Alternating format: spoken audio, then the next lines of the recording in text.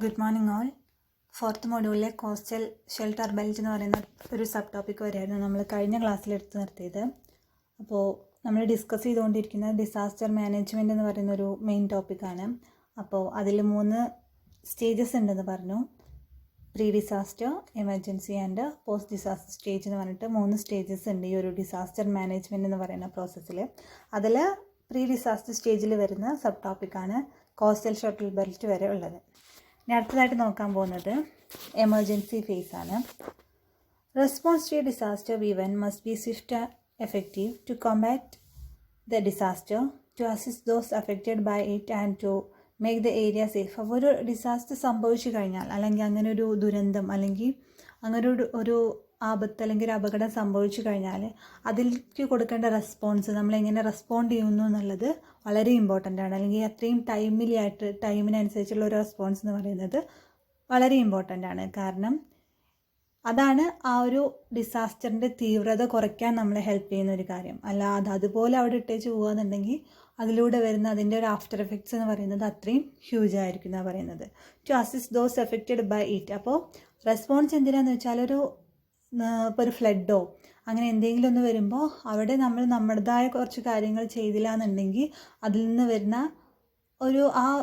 ഒരു ഡിസാസ്റ്റർ കാരണം ഉണ്ടാകുന്ന അപകടം എന്ന് പറയുന്നത് അത്രയും വലുതായിരിക്കും. അപ്പോൾ അതിലൂടെ എന്തെങ്കിലും ആപത്ത് സംഭവിച്ചവരെ ഹെൽപ്പ് ചെയ്യാനും അതേപോലെ തന്നെ and to make the area safe, ആ ഏരിയ സേഫ് ആക്കാനുള്ള ഫസ്റ്റ് മാർഗ്ഗമാണ് റെസ്പോണ്ട് ചെയ്യുക എന്നുള്ളത്. നമുക്ക് കഴിയുന്ന രീതിയിൽ അല്ലെങ്കിൽ രക്ഷാപ്രവർത്തനങ്ങളിൽ ഏർപ്പെടുക എന്നുള്ളത്. As opposed to a disaster, prevention and preparedness, response and recovery are undertaken during a disaster and after it occurs. അപ്പോൾ നമ്മൾ പറഞ്ഞ പ്രിവെൻഷനും പ്രിപ്പയർനെസ്സും ഒക്കെ നമ്മളിപ്പോൾ പറഞ്ഞു പോയിട്ടുണ്ടായിരുന്നു. എന്തൊക്കെ മുൻകരുതൽ എടുക്കണം, അല്ലെങ്കിൽ എന്തൊക്കെ നമ്മൾ പ്രിപ്പയർ ആയിട്ടിരിക്കണം, എന്തിനൊക്കെ നമ്മൾ പ്രിപ്പയർ ആയിരിക്കണം, എങ്ങനെ നമ്മൾ പ്രിപ്പയർ ആയിരിക്കണം എന്നൊക്കെ നമ്മൾ പറഞ്ഞു പോയി. ഇൻഷുറൻസ് എടുക്കണം, അതേപോലെ തന്നെ ഈ കോസ്റ്റൽ ഷെൽട്ടർ ബെൽറ്റ് അതൊക്കെ പ്രിപ്പയർ ചെയ്ത് വെക്കണം, അതൊക്കെ നമ്മൾ പറഞ്ഞു പോയി. അതൊക്കെ പ്രീ ഡിസാസ്റ്റർ സ്റ്റേജാണ്. ഒരു ഡിസാസ്റ്റർ വരാൻ പോകുന്നതിന് മുൻപ് നമ്മൾ അതിനെ ഒരു മുൻകരുതൽ എന്നുള്ള രീതിയിൽ എടുത്തു പോകുന്നതാണ്. ഇവിടെ എമർജൻസി സ്റ്റേജ് എന്ന് പറയുമ്പോൾ, അല്ലെങ്കിൽ എമർജൻസി ഫേസ് എന്ന് പറയുമ്പോൾ, ആ ഒരു ഡിസാസ്റ്റർ സംഭവിച്ചു കഴിഞ്ഞു, ഇനി എന്ത് ചെയ്യാം എന്നുള്ളതാണ് നോക്കുന്നത്. So as opposite to disaster prevention and preparedness. അപ്പോൾ ഡിസാസ്റ്റർ പ്രിവെൻഷനും പ്രിപ്പയർനെസ്സിനും ഓപ്പോസിറ്റായിട്ട് റെസ്പോൺസ് ആൻഡ് റിക്കവറി എന്ന് പറയുന്നത് എമർജൻസി ഫേസിൽ നമ്മൾ ചെയ്യേണ്ട ഒരു കാര്യമാണ്. And it should be undertaken during a disaster and after it occurs. ഒരു ഡിസാസ്റ്ററിൻ്റെ സമയത്തും അത് കഴിഞ്ഞിട്ടും നമ്മൾ ചെയ്യേണ്ട കാര്യങ്ങളാണ് എമർജൻസി ഫേസിൽ പറയുന്നത്. The aim of response operation is to save lives. പിന്നെ എന്താണ് ഒരു റെസ്പോൺസ് ഓപ്പറേഷൻ്റെ അല്ലെങ്കിൽ റെസ്പോൺസ് എന്ന് പറയുന്നതിൻ്റെ മെയിൻ ഉദ്ദേശം നമ്മളിപ്പോൾ പറഞ്ഞു, അഫക്റ്റ് ചെയ്തവരെ സേവ് ചെയ്യുക അല്ലെങ്കിൽ ആ ഏരിയ സേഫ് ആക്കുക എന്നുള്ളതാണ്. അതേപോലെ തന്നെ ഈസ് ടു സേവ് ലൈഫ്സ്, ജീവൻ രക്ഷിക്കുക, അപകടത്തിൽപ്പെട്ട ആളുകളുടെ ജീവൻ രക്ഷിക്കുക. Protect property and make an area safe. അതേപോലെ തന്നെ ജീവനും സ്വത്തും സമ്പത്തും അതേപോലെ തന്നെ ആളുകളുടെ പ്രോപ്പർട്ടിയൊക്കെ പ്രൊട്ടക്റ്റ് ചെയ്യുക, ആ ഏരിയ സേഫ് ആക്കി വയ്ക്കുക. അതാണ് റെസ്പോൺസ് എന്നുള്ളതിലൂടെ ഉദ്ദേശിക്കുന്നത്. This is done by a number of organisation including local government counter disaster committee, state emergency service units, police, fire, ambulance and defence. അപ്പോൾ ആരൊക്കെയാണ് ഈ റെസ്പോൺസ് പറയുന്നതിൽ മെയിൻ ലീഡർഷിപ്പിൽ വരുന്നത് ആരൊക്കെയാണെന്നുള്ളതാണ്. Local government counter disaster committee, അവരാണ് ഫസ്റ്റ് വരുന്നത്. Then state emergency service unit, police, fire force, then ambulance and defence. ഈ ഒരു ഏരിയാസ് എല്ലാം അല്ലെങ്കിൽ ഈ അതോറിറ്റീസ് എല്ലാം കണക്ട് ചെയ്തിട്ടാണ് റെസ്പോൺസ് പറയുന്ന ഒരു എമർജൻസി ഫേസിൽ റെസ്പോൺസ് പറയുന്ന ആ ഒരു പ്രോസസ്സിലേക്ക് നമുക്ക് കടക്കാൻ പറ്റും. അല്ലെങ്കിൽ ആളുകളെ രക്ഷിക്കുക, അല്ലെങ്കിൽ ആ ഒരു ഡിസാസ്റ്ററിൽ ഇനി എന്ത് ചെയ്യാമെന്ന് ആലോചിക്കേണ്ട ആ ഒരു സ്റ്റെപ്പിൽ ഇമ്പോർട്ടൻ്റ് ആയി വരുന്നവരാണ് ഇവരൊക്കെ.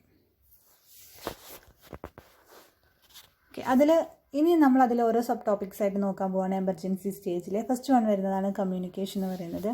The word communicate implies conveying of thoughts, ideas and warnings, instructions, orders, command, knowledge and information. അപ്പോൾ നമുക്കറിയാം കമ്മ്യൂണിക്കേഷൻ എന്ന് പറയുന്ന വേർഡ് എന്താണ് ഉദ്ദേശിക്കുന്നത്, അല്ലെങ്കിൽ കമ്മ്യൂണിക്കേഷൻ എന്ന് പറയുന്ന വേർഡ് കൊണ്ട് എന്താണ് ഉദ്ദേശിക്കുന്നതെന്ന്. It implies conveying of thoughts. അത് എന്താണ് ഉദ്ദേശിക്കുന്നത്? നമ്മൾ നമ്മുടെ തോട്ട്സ് അല്ലെങ്കിൽ ഐഡിയാസ് ഇതൊക്കെ മറ്റുള്ളവരുമായി ഷെയർ ചെയ്യുന്നതിനാണ് കമ്മ്യൂണിക്കേഷൻ എന്ന് പറയുന്നത്. ഓക്കെ, അപ്പോൾ it is the conveying of thoughts, ideas and warnings, instructions, orders, command, knowledge and information. ഇത്തരം കാര്യങ്ങൾ മറ്റുള്ളവരിലേക്ക് ഷെയർ ചെയ്യുക, അല്ലെങ്കിൽ മറ്റുള്ളവരിലേക്ക് എത്തിക്കുക, അല്ലെങ്കിൽ പരസ്പരം ഷെയർ ചെയ്യുന്നതിനാണ് കമ്മ്യൂണിക്കേഷൻ എന്ന് പറയുന്നത്. In the context of disaster management, fail-safe communication is vital during a wide range of actions from the significant phase of preparedness to impart knowledge and information. അപ്പോൾ ഒരു ഡിസാസ്റ്റർ സംഭവിച്ചു കഴിഞ്ഞാൽ അവിടെ കമ്മ്യൂണിക്കേഷൻ ആ ഒരു ഏരിയയിൽ നിന്ന് കിട്ടുക എന്നുള്ളത് അത്രയും ഇമ്പോർട്ടൻ്റ് ആണ്. എന്നാൽ മാത്രമേ നമ്മൾ പ്രിപ്പയർ ചെയ്ത് വെച്ച അല്ലെങ്കിൽ പ്രീ ഡിസാസ്റ്റർ സ്റ്റേജിൻ്റെ ഭാഗമായിട്ട് നമ്മൾ ചെയ്ത് വെച്ച ആക്ഷൻസ് നമുക്ക് എക്സിക്യൂട്ട് ചെയ്യാൻ പറ്റുമോ. നമ്മളൊക്കെ റെഡിയാക്കി വെച്ചിട്ടുണ്ടാവും ഇത് സംഭവിച്ചാൽ എന്ത് ചെയ്യണം, അല്ലെങ്കിൽ സംഭവിക്കാതിരിക്കാനുള്ള മുൻകരുതലൊക്കെ ഉണ്ടാവും. എന്നാൽ പോലും ഇത് സംഭവിച്ചാൽ എന്ത് ചെയ്യണം എന്നുള്ള കറക്റ്റായിട്ടൊരു പ്ലാൻ ഉണ്ടാവും. അപ്പോൾ അത് കറക്റ്റായിട്ട് എക്സിക്യൂട്ട് ചെയ്യണമെന്നുണ്ടെങ്കിൽ ഈ ഒരു കമ്മ്യൂണിക്കേഷൻ എന്ന് പറയുന്ന പ്രോസസ്സ് എഫക്റ്റീവായിട്ട് നടന്നിരിക്കണം. എന്താണ് അവിടെ സംഭവിച്ചത്, എന്തൊക്കെയാണ് അതിൻ്റെ ആഫ്റ്റർ എഫക്ട്സ്, എന്തൊക്കെയാണ് അവിടെ ചെയ്യാൻ കഴിയുന്നുള്ള രീതിയിൽ കറക്റ്റായിട്ടുള്ളൊരു കമ്മ്യൂണിക്കേഷൻ കിട്ടണം. Warning of impending threat of disaster, calling various resources and intimations to authorities and conducting disaster management in general. അപ്പം എന്തിനൊക്കെ വേണ്ടിയിട്ട് ഇമ്പാർട്ട് നോളജ് ആൻഡ് ഇൻഫർമേഷൻ, അതിനെക്കുറിച്ചുള്ള വിവരങ്ങൾ പരസ്പരം ഷെയർ ചെയ്യാൻ വേണ്ടിയിട്ടാണ്. കാരണം എന്നാൽ മാത്രമേ അതിന് അക്കോർഡിംഗ്ലി നമുക്ക് ആക്ട് ചെയ്യാൻ കഴിയുള്ളൂ. അപ്പോൾ അതിന് വേണ്ടിയിട്ട് ഇൻഫർമേഷൻസും നോളജും ഷെയർ ചെയ്യാനും. Warning of impending threat of disaster, അതേപോലെ തന്നെ ആ ഡിസാസ്റ്റർ കാരണം ഉണ്ടാകാൻ പോകുന്ന അതിൻ്റെ ഇനി വരുന്ന ആപത്തുകൾ എന്താണെന്നുള്ളത് അതിനു വേണ്ടി വാൺ ചെയ്യാനും. Calling various resources and intimation to authorities, അതേപോലെ തന്നെ വേരിയസ് റിസോഴ്സസിനെ കോൾ ചെയ്യാനും അതോറിറ്റീസിനെ അറിയിക്കാനും എല്ലാത്തിനും നമുക്ക് എന്ത് വേണം, കമ്മ്യൂണിക്കേഷൻ എന്ന് പറയുന്ന ആ ഒരു പ്രോസസ്സ് കറക്റ്റായിട്ട് നടന്നിരിക്കണം. Following are the board areas where skilled communication is required. അപ്പോൾ സ്കിൽഡ് കമ്മ്യൂണിക്കേഷൻ ആവശ്യമുള്ള കുറച്ച് ഏരിയാസാണ് പറഞ്ഞിട്ടുള്ളത്. mass education and public awareness, training of industrial personnel, appraisal of government authorities, information to media, use of wireless set and amateur radio, then use of telephone, cell phones and satellite phones, use of internet including email. അപ്പോൾ ഇതൊക്കെ use ചെയ്തിട്ടാണ് communication എന്ന് പറയുന്ന ആ ഒരു process, അല്ലെങ്കിൽ അത്രയും എഫക്റ്റീവായിട്ട് നമുക്ക് കമ്മ്യൂണിക്കേഷൻ നടത്തണം എന്നുണ്ടെങ്കിൽ അല്ലെങ്കിൽ നടത്താൻ വേണ്ടിയിട്ടുള്ളതാണ്. Mass education and public awareness, അപ്പോൾ ഒരാൾ പ്രോപ്പറായിട്ട് കമ്മ്യൂണിക്കേഷൻ ചെയ്യണമെന്നുണ്ടെങ്കിൽ അയാൾക്ക് ഇത്രയും ഒരു ബേസിക് നോളജ് വേണമെന്നാണ് പറയുന്നത്. Mass education and public awareness, എന്ത് പറയണം എന്ത് ചെയ്യണം എന്നൊരു ഐഡിയ ആൾക്ക് വേണം. അതേപോലെ തന്നെ training of industrial personnel, appraisal of government authorities, information to media, use of wireless set and amateur radio, use of telephones, cell phones and satellite phones, use of internet including Gmail. അപ്പോൾ ഇതൊക്കെ use ചെയ്യാൻ അറിയുന്ന ഒരാളാണെന്നുണ്ടെങ്കിൽ ആ communication അല്ലെങ്കിൽ ആ ഒരു നമുക്കതിനെ ആ ഒരു കമ്മ്യൂണിക്കേഷനെ സ്കിൽഡ് കമ്മ്യൂണിക്കേഷൻ. ഓക്കെ, അപ്പോൾ ആ ഒരു സ്കിൽഡ് കമ്മ്യൂണിക്കേഷൻ എന്ന് പറയുന്ന ആ ഒരു ലെവലിലേക്ക് എത്താൻ ഇത്രയും കാര്യങ്ങൾ അല്ലെങ്കിൽ ഒരു ബേസിക് നോളേജ് നമുക്ക് വേണമെന്നാണ് പറയുന്നത്. And second one, medical assistance. Preparedness activities enhance the ability of emergency medical service (EMS) activities to deliver care during an event and help mitigate the impact and event will have on a region. അപ്പോൾ ഒരു റീജിയനിൽ എന്തെങ്കിലും ഒരു disaster സംഭവിച്ചു കഴിഞ്ഞാൽ ആ ഒരു ഏരിയയിൽ അല്ലെങ്കിൽ അത് അഫക്റ്റ് ചെയ്ത ആളുകൾക്ക് നമ്മൾ എത്രത്തോളം കെയർ കൊടുക്കണം, അവരെങ്ങനെ പ്രൊട്ടക്റ്റ് ചെയ്യണം എന്നുള്ളത് കുറച്ചുകൂടി ഇമ്പോർട്ടൻ്റ് ആയ കാര്യമാണ്. അതാണ് മെഡിക്കൽ അസിസ്റ്റൻസിലൂടെ പറയുന്നത്. പ്രിപ്പയർനെസ് ഒരു പ്രീ ഡിസാസ്റ്റർ സ്റ്റേജുമായിട്ട് കണക്ട് ചെയ്തിട്ട് കൂടെ വരുന്നതാണ്. കാരണം നമ്മൾ പ്രിപ്പയർ ആയിരിക്കുക, അല്ലെങ്കിൽ ആ ഒരു മെഡിക്കൽ അസിസ്റ്റൻസ് എന്ന് പറയുന്ന ആ ഒരു പ്രോസസ്സ് ഒരു ഡിസാസ്റ്റർ സംഭവിച്ചു കഴിഞ്ഞാൽ ഏറ്റവും പെട്ടെന്ന് വേണ്ടതാണ്. കാരണം മരണസംഖ്യ കുറയ്ക്കാൻ നോക്കുക, അല്ലെങ്കിൽ ആക്സിഡൻ്റ് ആയവരെ അല്ലെങ്കിൽ അതിൻ്റെ പരിക്ക് പറ്റിയവരെ ഏറ്റവും പെട്ടെന്ന് ട്രീറ്റ് ചെയ്യുക എന്നുള്ളതാണ് ഫസ്റ്റ് നോക്കേണ്ടത്. So ability of emergency medical service, അപ്പോൾ അവിടെ വേണ്ട ഒരു കാര്യമാണ് എമർജൻസി മെഡിക്കൽ സർവീസ് എന്ന് പറയുന്നത്. ഒരു ഒട്ടും ഡിലേ ചെയ്യാതെ പെട്ടെന്ന് തന്നെ ആവശ്യം എന്താണോ ആളുകളുടെ നീഡ് എന്ന് വെച്ചിട്ട് നമ്മൾ അതിനനുസരിച്ചുള്ള സർവീസ് കൊടുക്കണം. To deliver care during an event and help mitigate the impact of the event will have on a region. അപ്പോൾ അതിലൂടെ ആ ഒരു ഇവൻറ്റിൽ ആക്സിഡൻറ്റ് പറ്റിയ ആളുകളെ പ്രൊട്ടക്റ്റ് ചെയ്യണം. അതേപോലെ തന്നെ ആ ഇവൻറ്റിൻ്റെ ഇമ്പാക്റ്റ് ഒരു പരിധി വരെ കുറയ്ക്കാനും കഴിയും. ഓക്കെ, അതിനുള്ള സ്ട്രാറ്റജീസാണ് പറഞ്ഞിരിക്കുന്നത്. Strategies include adoption of an incident command system, ICS എന്ന് പറയുന്ന ഒരു ഇൻസിഡൻറ്റ് കമാൻഡ് സിസ്റ്റം അഡോപ്റ്റ് ചെയ്യുക എന്നുള്ളതാണ്. Then development of well defined emergency operation plan, ഒരു വെൽ ഡിഫൈൻഡ് ആയിട്ടുള്ള പ്ലാന് ഡെവലപ്പ് ചെയ്യുക എന്നുള്ളതാണ്. EOPs എന്ന് പറയും, development of well defined emergency operation plan. Then pre positioned resources കറക്റ്റായിട്ട് നമ്മൾ പ്രിപ്പയർ ചെയ്ത് വെച്ച റിസോഴ്സസിൻ്റെ ഹെൽപ്പോട് കൂടി stock billing of supplies and equipment, അതേപോലെ തന്നെ എക്യുപ്മെൻറ്റിൻ്റെയും അതേപോലെ തന്നെ ബാക്കി വരുന്ന ആവശ്യ വസ്തുക്കളുടെയും കറക്റ്റായിട്ടുള്ള സ്റ്റോക്ക് കീപ്പ് ചെയ്യുക. അത് അതിൻ്റെ ഡിമാൻഡിനനുസരിച്ച് അല്ലെങ്കിൽ കൊടുക്കുക എന്നുള്ളതാണ് അടുത്തതായിട്ട് വരുന്നത്. Development of integrated and interoperable communication systems between EMS and hospitals, അതേപോലെ തന്നെ ഈ എമർജൻസി മെഡിക്കൽ സർവീസും ഹോസ്പിറ്റലും തമ്മിലുള്ള ഒരു കണക്ഷനാണ് പറയുന്നത്. Fire, law enforcement, public safety and public health. അപ്പോൾ ഈ ഒരു തമ്മിലുള്ള കണക്ഷൻ, കമ്മ്യൂണിക്കേഷൻ നമ്മൾ പറഞ്ഞല്ലോ, ആ ഒരു കാര്യമാണ് ഉദ്ദേശിക്കുന്നത്. Hospitals could be extremely effective tools in disaster medicine. അപ്പോൾ നമുക്കൊരു ഡിസാസ്റ്റർ സംഭവിച്ചു കഴിഞ്ഞാൽ ഏറ്റവും ഫസ്റ്റ് നമ്മൾ അപ്രോച്ച് ചെയ്യുക എന്ന് പറയുന്നത് ഹോസ്പിറ്റൽസിനെ ആയിരിക്കും. അപ്പോൾ അവരാണ് അതിൽ ഏറ്റവും ഇമ്പോർട്ടൻ്റ് ആയിട്ടുള്ളൊരു റോള് ഹാൻഡിൽ ചെയ്യുന്നത്. അപ്പോൾ ഇത്രയാണ് മെഡിക്കൽ അസിസ്റ്റൻസിൽ വരുന്നത്. Then some of the current recommendations for hospitals in disaster situations include, അപ്പോൾ അവർക്ക് കൊടുത്തിരിക്കുന്ന റെക്കമെൻഡേഷൻസ് ആണ് നമ്മൾ പറയാൻ പോകുന്നത്. They should be fully operational within 24 hours of the disaster. അപ്പോൾ ഒരു ഡിസാസ്റ്റർ സംഭവിച്ചു കഴിഞ്ഞാൽ ആ ഒരു ഹോസ്പിറ്റൽസ് പറയുന്നത് 24 hours വർക്കിംഗ് ആയിരിക്കണം, അല്ലെങ്കിൽ അവരുടെ സേവനം ഫുൾ ടൈം അവൈലബിൾ ആയിരിക്കണം. They should be completely independent in terms of logistic, energy, medical and technical facilities for all staff. അപ്പോൾ അതിലുള്ള എല്ലാ സ്റ്റാഫിനും വേണ്ട എല്ലാ പ്രൊട്ടക്ഷനും അതേപോലെ തന്നെ സെക്യൂരിറ്റിയും ദെൻ എല്ലാ ഫെസിലിറ്റീസും അവർ പ്രൊവൈഡ് ചെയ്യണം. അതിലവർ ഇൻഡിപെൻഡൻ്റ് ആയിരിക്കണം എന്നാണ് പറയുന്നത്. മറ്റൊരാളെ ഡിപ്പെൻഡ് ചെയ്യുന്ന രീതിക്ക് ആവരുതെന്ന്, കാരണം ആ ഒരു കണ്ടീഷനിൽ നമുക്കത് പോസിബിൾ ആവില്ല. They should be able to provide medical services to cover the medical needs. അതേപോലെ തന്നെ മെഡിക്കൽ സർവീസസ് പ്രോപ്പറായിട്ട് എന്ത് ചെയ്യണം, എങ്ങനെ ചെയ്യണം എന്നുള്ള പ്രോപ്പർ ഐഡിയാസ് അവരുടെ കയ്യിലുണ്ടായിരിക്കണം. അതിനനുസരിച്ച് അവർക്ക് സർവീസ് ചെയ്യാനും കഴിയണം. They should allow local health personnel to operate within their technological framework. അതേപോലെ തന്നെ ലോക്കലായിട്ട് വരുന്ന ആളുകളെയും അതേപോലെ തന്നെ ആ ഒരു ഏരിയയിൽ നിന്നുള്ള ആളുകളെയും അവരുടെ ഗ്രൂപ്പിൽ ഇൻക്ലൂഡ് ചെയ്തിട്ട് ഒരു ഓപ്പറേറ്റ് ചെയ്യാൻ അവർക്ക് കഴിയണം എന്നാണ് പറയുന്നത്. They should remain in place for at least 15 days, allowing monitoring and treatment of injuries that and routine health care. അപ്പോൾ അവർ ഒരു ഡിസാസ്റ്റർ സംഭവിച്ചു കഴിഞ്ഞാൽ മിനിമം അല്ലെങ്കിൽ ഒരു 15 ദിവസമെങ്കിലും അവിടെ സ്റ്റേ ചെയ്യണം, അല്ലെങ്കിൽ അവിടെ അവരുടെ പ്രസൻസ് അല്ലെങ്കിൽ അവരുടെ സർവീസ് ഉണ്ടാവണം എന്നാണ് പറയുന്നത്.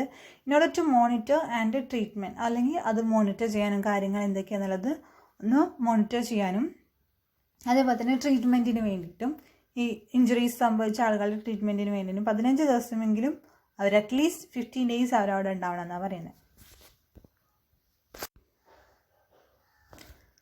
ഓക്കെ, അപ്പോൾ after communication and medical assistant അടുത്ത് വരുന്ന ഒന്നാണ് റെസ്ക്യൂ ആൻഡ് റിലീഫ് എന്ന് പറയുന്നത്. Rescue and relief are immediate post disaster activities usually treated as a single activity.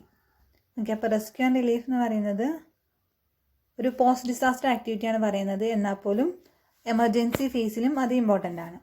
But rescue men for who tapped in relief in and relief men for aid to those who survive and taken out from the site in any disaster. The common people in and around should act as rescue team. അപ്പോൾ ഒരു disaster സംഭവിച്ചാൽ അങ്ങനെ ഒരു എന്തെങ്കിലും ഒരു incident സംഭവിച്ചു കഴിഞ്ഞാൽ അതിൽ ഇൻക്ലൂഡഡ് ആയ ആളുകളെ ഹെൽപ്പ് ചെയ്യുക എന്ന് പറയുന്നതാണ് ഏറ്റവും ഇമ്പോർട്ടൻ്റ് ആയിട്ടുള്ള കാര്യം. Relief men for aid to those who survive and taken out from the site, അല്ലെങ്കിൽ അതിൽ നിന്ന് സർവൈവ് ചെയ്ത് വന്നവരെ അതേപോലെ തന്നെ ആ സൈറ്റിൽ നിന്ന് രക്ഷപ്പെട്ട് വന്നവരെയൊക്കെ പ്രൊട്ടക്റ്റ് ചെയ്യുക എന്നുള്ളത് എന്താണ്, ഒരു റെസ്ക്യൂ ടീമായിട്ട് പ്രവർത്തിച്ചിട്ട് വേണം. അല്ലെങ്കിൽ ഈ പറയുന്ന അതോറിറ്റീസ് മാത്രം വിചാരിച്ച് നടക്കില്ല, നാട്ടുകാരുടെയും എല്ലാവരുടെ സഹായത്തോടെ ചെയ്യേണ്ട ഒരു പ്രോസസ്സാണ്. This emphasise the necessity of adequate training to grass root level. അപ്പം കോമൺ പീപ്പിളിന് വരെ ആ ഹെൽപ്പിങ്ങിൽ അല്ലെങ്കിൽ ആ ഒരു ഇപ്പോൾ നമുക്കറിയാം, ഇപ്പോൾ കരിപ്പൂരിൽ ആ ഒരു ആക്സിഡൻറ്റ് സംഭവിച്ചപ്പോഴൊക്കെ നമ്മുടെ നാട്ടുകാർ എത്രത്തോളം ഹെൽപ്പ് ചെയ്തിട്ടുണ്ട് എന്നുള്ള കാര്യങ്ങൾ അറിയാം. അപ്പോൾ അങ്ങനെ ഒരു അവർക്കും കൂടെ ഗ്രാസ് റൂട്ട് ലെവലിൽ അല്ലെങ്കിൽ ആ ഒരു ലെവലിൽ നിന്ന് ഒരു ട്രെയിനിങ് ഒക്കെ കൊടുക്കുകയെന്നുണ്ടെങ്കിൽ ഒരു പരിധി വരെ ഈ ഡിസാസ്റ്റേഴ്സിൻ്റെയൊക്കെ ആ ഒരു തീവ്രത നമുക്ക് കുറയ്ക്കാൻ കഴിയുമെന്നാണ് പറയുന്നത്. So that they could conduct rescue operation effectively within no time lapse. അപ്പോൾ മറ്റ് അതോറിറ്റീസ് അവിടെ എത്തുന്നതിൻ്റെ മുന്നേ രക്ഷാപ്രവർത്തനങ്ങൾ സ്റ്റാർട്ട് ചെയ്യാൻ സാധിക്കുന്നതാണ് പറയുന്നത്. NGOs at each place should be identified and trained and utilised in this regard. അപ്പോൾ ഓരോ പ്ലേസിലുള്ള ആളുകളെയും സ്പെഷ്യലായിട്ട് എടുത്ത് അല്ലെങ്കിൽ അതിന് പ്രോപ്പറായിട്ട് പറ്റുന്ന ആളുകളെ സെലക്ട് ചെയ്തിട്ട് ഒരു ട്രെയിനിങ് പോലെ കൊടുക്കണം എന്നാണ് പറയുന്നത്. It doesn't mean that government has no role to play in this direction. The backbone of all those actions should be in the basis of policy decision of the government, and such policy should not be changed with the change of ruling party. The role of government is very crucial, mainly for preparedness and mitigation, providing machinery and technical support, and in most urgently meeting the basic needs of survivors, including food, water, shelter and medical and communication facilities. Okay, അപ്പോൾ നമ്മൾ ജനങ്ങളെയും include ചെയ്യണം, അല്ലെങ്കിൽ ഇതൊക്കെ വേണമെന്ന് പറയുമ്പോഴും ഇതിൻ്റെ full control അല്ലെങ്കിൽ ഒരു ഓവറോൾ കൺട്രോൾ എന്ന് പറയുന്നത് ഗവൺമെൻറ്റിൻ്റെ കയ്യിൽ തന്നെയാണ്. The backbone of all these actions should be on the basis of policy decision from government. അപ്പോൾ ഗവൺമെൻറ്റിൽ നിന്നുണ്ടാകുന്ന ഡിസിഷൻസ് ആയിരിക്കണം അല്ലെങ്കിൽ തീരുമാനങ്ങളായിരിക്കണം ഈ പറയുന്ന റെസ്ക്യൂ ഓപ്പറേഷൻ്റെയൊക്കെ മെയിൻ പോളിസി എന്ന് പറയുന്നത്, അല്ലെങ്കിൽ മെയിൻ ഡയറക്ഷൻ എന്ന് പറയുന്നത് അതുമായിട്ട് കണക്ട് ചെയ്തിട്ടായിരിക്കണം. The such policy should not be changed within the change in ruling party. അതിന് എന്തൊക്കെ റൂളിംഗ് പാർട്ടി ചേഞ്ച് ആയാലും എന്തൊക്കെ ചേഞ്ച് വന്നാലും അതൊന്നും മാറ്റം വരാൻ പാടില്ല എന്നാണ് പറയുന്നത്. The role of government is very crucial mainly for, അപ്പോൾ നമ്മളൊരു ഡിസാസ്റ്ററിന് പ്രിപ്പയർനെസ് അല്ലെങ്കിൽ പ്രിപ്പയർ ചെയ്യുമ്പോഴും എമർജൻസി സ്റ്റേജിലും പോസ്റ്റ് ഡിസാസ്റ്റർ സ്റ്റേജിലും ഒക്കെ ഇവരുടെ നമ്മുടെ ഗവൺമെൻറ്റിൻ്റെ ഒരു ഹെൽപ്പ് അല്ലെങ്കിൽ സപ്പോർട്ട്, അല്ലെങ്കിൽ അവരാണ് അതിലെ മെയിൻ ആളുകൾ. നമ്മുടെ അത്രയും ഹെൽപ്പ് ചെയ്യാനുള്ള മെയിൻ ആളുകൾ എന്ന് പറയുന്നത് ഗവൺമെൻറ്റാണ്. Providing machinery and technical support, അവരാണ് എന്തൊക്കെ ചെയ്യുന്നു എന്നല്ല പറയുന്നത്. Providing machinery and technical support, then and in most urgently meeting and the basic needs of survivors including, അതേപോലെ തന്നെ അതൊന്ന് രക്ഷപ്പെട്ടവർക്ക് പിന്നെ ചിലപ്പോൾ ഒരു ഫ്ലഡൊക്കെ എന്നുണ്ടെങ്കിൽ അവർക്ക് വീടും അവരുടെ സ്ഥലം എല്ലാം നഷ്ടപ്പെട്ടിട്ടുണ്ടാകും. അപ്പോൾ അവർക്ക് വേണ്ടതൊക്കെ പ്രൊവൈഡ് ചെയ്ത് കൊടുക്കേണ്ടതും ഗവൺമെൻറ്റാണ്, അവർ തന്നെയാണ് കൊടുക്കുന്നതും. ഇപ്പോൾ food water shelter and medical and communication facilities എല്ലാം വീണ്ടും അവർക്ക് ഒരു റെഡിയാക്കി കൊടുക്കേണ്ടതും ഗവൺമെൻറ്റാണ്. അപ്പോൾ എല്ലാവരെയും പോലെ തന്നെ ഗവൺമെൻറ്റിൻ്റെ ഇമ്പോർട്ടൻസ് എന്ന് പറയുന്നത് ഈ ഒരു ഫീൽഡിൽ അത്രയും വലുതാണെന്ന് പറയുന്നത്, അല്ലെങ്കിൽ they are the backbone of these actions എന്ന് പറയുന്നത്. ഒരു ഡിസാസ്റ്റർ സംഭവിച്ചാൽ അതിൻ്റെ ബാക്ക് ബോൺ എന്ന് പറയുന്നത് ഗവൺമെൻറ്റാണ്. അവരുടെ ഡയറക്ഷൻസ് അനുസരിച്ച് വേണം ബാക്കി എല്ലാ മൂവ്മെൻറ്റ്സും മുന്നോട്ട് പോകാൻ.